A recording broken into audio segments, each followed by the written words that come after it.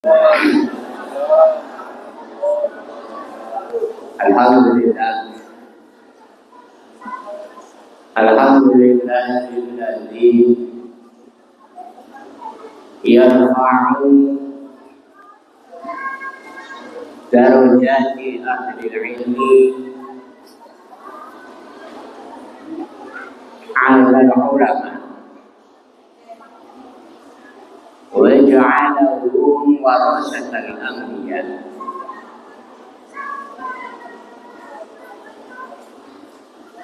Fahum ahlul ilmi wal amal fakanu minal awliya'i wal asfiya. Allahumma salli wa sallim ala sayyidina Muhammadin sayyidil mursalina wa sayyidil anbiya sallallahu alaihi wa ala alihi wa ashabihi wa man tabi'ahum bi ihsanin ila yaumil salam. Amma ba'du.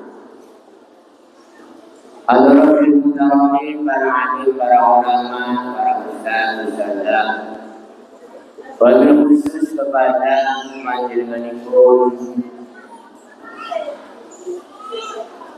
Pak Kiai Haji Mansur Al-Kaf, kepada yang saya hormati saudara-saudara kami alumni Pondok Pesantren Sarang, Bapak Kiai Ahmad Muhammad Zainuddin, Bapak Kiai Mahmudi, Bapak Kiai Farhan, serta teman-teman yang lain, bapak-bapak, ibu-ibu, adik-adik, anak-anakku sekalian yang dirahmati oleh Allah. Singkat kata, singkat cerita, bahwa kalau kita ingin mendapatkan sesuatu yang lebih dari apa yang kita dengarkan dan apa yang kita saksikan, syarat utamanya adalah keyakinan. Karena tanpa keyakinan, pintu masuk untuk mendapatkan kemanfaatan itu tertutup. Idil fatah asba'dillah idil wa kullu man lam yattaqi lam yattaqi. Karena setiap orang itu mendapatkan kemanfaatan berbanding lurus dengan keyakinan yang ada di dalam hatinya.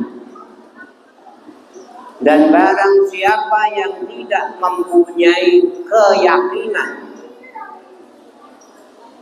tentang apa yang ia harapkan atau ia lakukan, niscaya apa yang ia lakukan sama sekali tidak akan bermanfaat.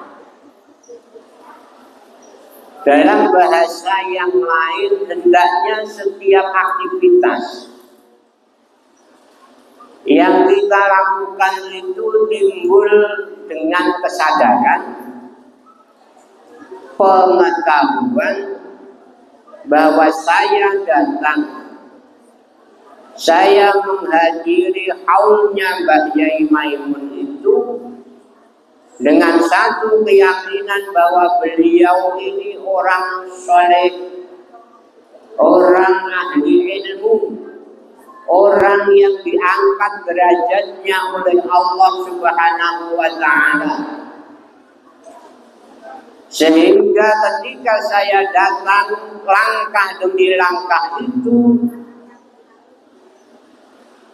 keluar dengan kesadaran penuh maka pasti kita pulang akan membawa kemanfaatan yang bukan hanya mempengaruhi kehidupan pribadi kita, akan tetapi bisa mempengaruhi kehidupan sosial kita, bukan hanya secara intelektual, akan tetapi secara sosial kemasyarakatan, bahkan karena yang kita peringati adalah tokoh spiritual, kita harus dapat frekuensi energi spiritual untuk kita dan masyarakat kita. Bapak Ibu yang dirahmati oleh Allah, artinya kita sepakat bahwa beliau ini adalah ulama besar, bukan hanya diakui oleh santrinya, akan tetapi mengakui seluruh dunia bahkan. Dan saya dalam masalah ini tentu sudah banyak hal yang disampaikan oleh teman-teman. Saya ingin membaca beliau dari kisah-kisah kecil yang saya alami dan juga saya dengarkan dari beliau. Dari kisah-kisah kecil ini dengan bacaan orang kecil semoga bisa membawa sesuatu yang walaupun kecil berdampak besar. Maka sudah saya tertarik dengan apa yang disampaikan oleh saudara kami Ustaz Farhan itu. Semua yang mendekat kepada Mbah Maimun itu terasa dekat. Sebab orang merasa dekat itu karena merasa mendapat banyak. Kenapa mendapat banyak? Karena sedikit saja dari petuah yang disampaikan oleh Mbah Maimun, bukan hanya petuahnya tapi energinya dapat. Artinya walaupun sedikit menurut Mbah Maimun, tapi bagi saya dan kehidupan saya itu sangat besar, sehingga seakan-akan Mbah Maimun dekat dengan saya. Sama Rasulullah juga begitu. Rasulullah itu 1400 tahun yang lalu, tapi merasa dekat kita dengan Rasulullah itu kenapa? Karena pertama kali kita sadar bahwa sedikit dari yang diberikan oleh Rasulullah, kalau itu sedikit padahal banyak sekali, itu sudah merasa besar dari yang saya terima. Maka kesadaran itulah yang harus kita tumbuhkan. Sehingga kesini pun itu tadi juga dalam rangka kita untuk itu, untuk mendapatkan sesuatu yang dikira orang itu sedikit tapi besar bagi kehidupan kita, keluarga dan masyarakat kita. Ini ciri orang besar. Bagaimana Mbah Maimun ini kehidupan beliau? Ini tidak secara menyeluruh. Dari mata sempit saya itu beliau pertama menganjurkan orang itu harus pintar. Bola balik dia sering kali beliau mengatakan kamu jadi santri, jadi orang itu harus pintar. Bahkan bukan satu dua cerita, ada santri itu suka puasa dalail biasanya itu. Nah kan jadi cerita. Puasa dalail itu minimal 3 tahun, 6 tahun, sampai 9 tahun. Tiap hari puasa kecuali hari-hari yang dilarang untuk berpuasa. Biasanya kalau telasan itu puasa terakhir itu harus ngebleng, harus mati geni. Artinya tidak makan, minum, tidak tidur sampai subuh lagi. Ketika santri ini mendekati subuh jam 3:30, tiba-tiba ada panggilan dari Mbah Yai. Panggil Jung, anak ini, kamar ini. Padahal gak ada yang ngerti, bahkan santri ini pun gak mengerti kalau Mbah Yai ngerti karena ribuan. Akhirnya apa? Anak ini dipanggil santri ini langsung disuruh makan. 3 tahun perjuangannya puasa akhirnya harus batal. Tidak ada yang tahu dan tidak ada yang ngasih tahu. Dan itu bukan 1-2. Sebab apa? Beliau ini berpegang kepada ilmu itu sangat luar biasa. Saya sowan, beliau bertanya kepada kamu, karena kalau santri itu paling hanya mendengarkan kalau sowan beliau.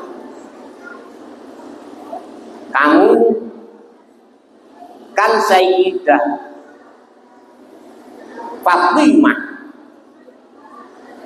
yang notabene adalah keturunan Rasulullah Shallallahu Alaihi Wasallam, putri kesayangan beliau, pernah menuntut dalam tanda kutip harta warisan Rasulullah Shallallahu Alaihi Wasallam. Kemudian permintaan itu ditolak oleh Abu Bakar. Sebab apa? Abu Bakar mendengar Rasulullah bersabda, al-anbiya lam yuros. Di dalam hadis yang masyhur juga, al-ulama warasatul anbiya wal anbiya lam yarisu dinar wa dirham walakin yarisul ilma. Faman akhadhahu faqad akhadha bil haqqil wafir. Ada pertentangan. Artinya secara manusiawi Sayyidah Fatimah berundel. Kenapa itu harta-harta bapak saya? Beliau meninggal kok nggak boleh saya waris? Sementara ilmunya, secara ilmu Sayyidina Abu Bakar itu benar, karena memang secara ilmu para nabi itu nggak bisa diwaris.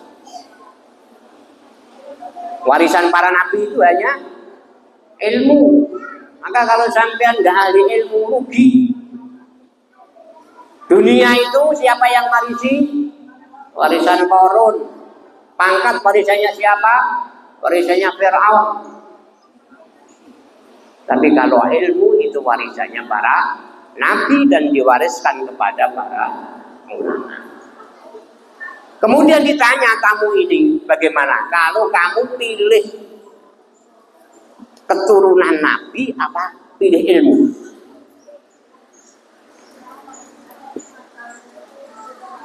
Orang tadi menjawab pilih keturunan nabi karena saking tajamnya mungkin. Tapi disalahkan oleh Romo Yai gara-gara apa? Kalau orang itu pengen selamat, pilihlah, peganglah ilmu. Sebab apa Pak? Apalagi hari ini, hari yang sedemikian luar biasanya, keadaan yang orang-orang semakin jauh daripada ilmu. Ternyata di dalam kitab Ihya Imam Ghazali menyatakan bahwa ada ulama menyatakan antum al-an fi zamanin al-amalu afdalu minal ilm. Sekarang pada saat ini kata ulama itu, engkau pada zaman di mana amal lebih baik daripada ilmu. Wa sayati zamanun al-ilmu afdalu minal amal. Akan datang satu zaman di mana ilmu itu lebih baik daripada amal. Ya, zaman ini bagaimana orang sibuk dengan ibadah, memperkuat ritual ibadah, akan tetapi tingkat keilmuannya rendah. Nah ini Mbah Maimun itu tidak bisa, tidak pengen seperti itu. Kamu harus pinter, sudah gak usah puasa, belajar saja, pinter. Harus berilmu. Sebab apa? Sebab kalau ilmu itu sudah dicabut, maka akan ulama, orang-orang ini akan tersesat di mana dia harus harus lari, dan satu-satunya itu adalah ilmu yang dapat kita jadikan sebagai pegangan. Itu pandangan Mbah Maimun, sehingga pengen semua santrinya itu alim. Maka yang kedua, kemudian yang kedua nanti terlalu panjang. Yang kedua, bagaimana kehidupan Mbah Maimun secara sosial. Kalau tadi secara intelektual sudah tidak mungkin diakui, tidak bisa dipungkiri. Secara sosial bagaimana beliau? Pemikiran Mbah Maimun ini adalah pemikiran bukan hanya sosial dalam strata yang kecil, tidak. Akan tetapi beliau lebih pada sesuatu yang bukan hanya secara aktivitas kelihatan, tetapi yang dibangun itu adalah struktur. Sehingga beliau dengan tanpa diminta itu membangun dam. Apa dam?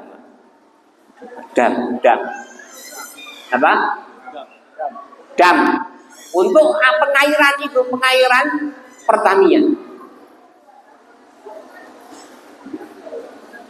Alasan sederhananya begini, ketika beliau ditanya, kok jenengan banyak membangun dam itu untuk apa toh Yai?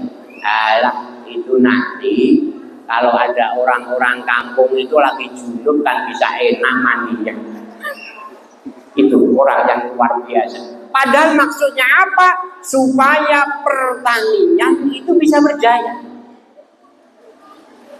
Sebab di dalam cangkriman Jawa, cangkriman itu adalah satu bedean. Itu pernah ketika kecil itu kita sering mendengarkan, ini juga pernah makalah atau cangkriman ini beliau sering di pengajian itu disampaikan. Nanti kalau sampai zaman wiwo wite karbo pete les bodongi, maka Indonesia akan jaya. Apa artinya? Wiwo wite karbo pete les bodongi. Kalau kita amati itu hanya sanepo, hanya sesuatu unen-unen Jawa yang tidak ada artinya. Wi ombo, wi dowo wite, tales ombo godongi, apa? Cikar dowo dipete. Artinya apa? Wi apa? Wi panjang, apa? Panjang batangnya, tales lebar daunnya, terus cikar panjang tipesnya, apa? Jejaknya. Ternyata setelah diangan-angan itu adalah mimpinya beliau supaya petani itu makmur. Apa? Yaitu kalau sudah wiwo wite, wi itu dowo witnya ke atas. Artinya energi itu sudah dari bawah.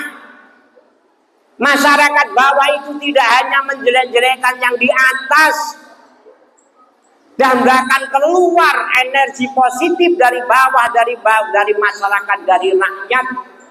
Dia kemudian beraktivitas sesuai dengan tugasnya sambil melontarkan doa-doa yang baik, menjalar ke atas, maka yang di atas pasti akan menjadi baik. Kenapa yang di atas tidak baik? Karena memang yang di bawah busuk. Kenapa? Karena Rasulullah bersabda, kama takunu yu'ammaru alaikum. Sebagaimana keadaan kalian akan mendapatkan pimpinan. Sekarang kita sibuk hanya memaki yang di atas. Sementara ketika pilihan kemarin, kalian dibeli 200 saja, nggak bisa berpikir. Coba. Kok minta pemimpin yang bagus? Ikut politik tujuannya mendapatkan uang. Coba.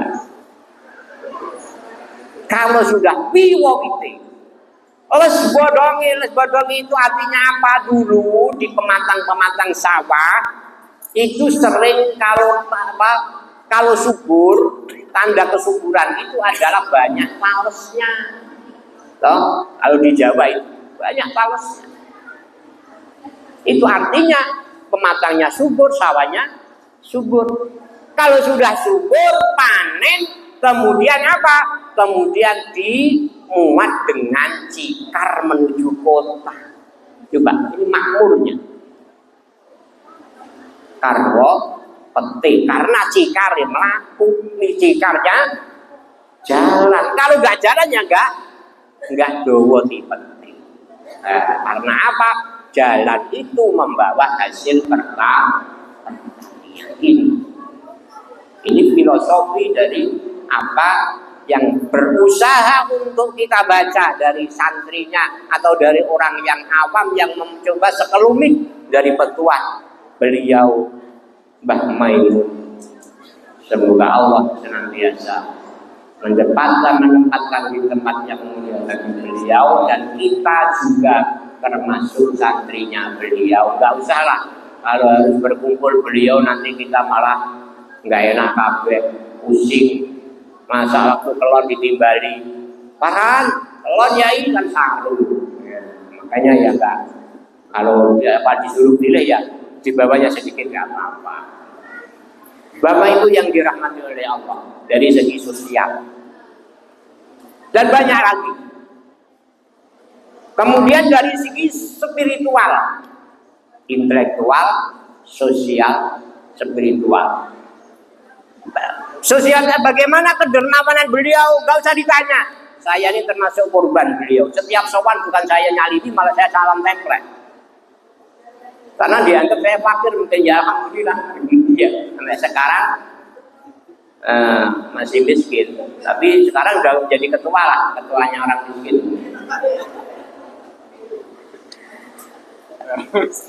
Bagaimana dari sisi spiritual? Spiritual beliau luar biasa.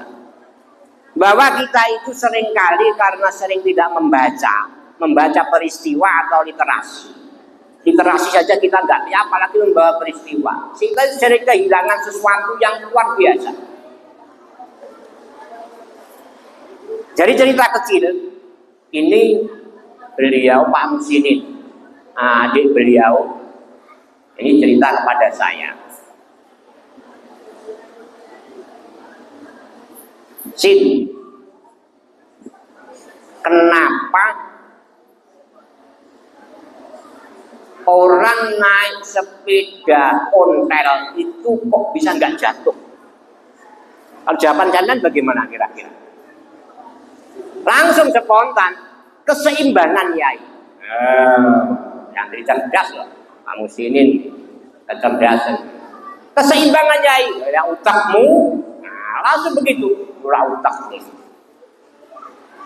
Artinya apa? Kita itu sering mengandalkan otaknya, kesadaran yang tidak sempurna ini. Padahal sebenarnya kita tahu bahwa yang membuat kita itu bukan itu. Kita itu seringkali bisa mengkontrol hidup, padahal sama sekali tidak.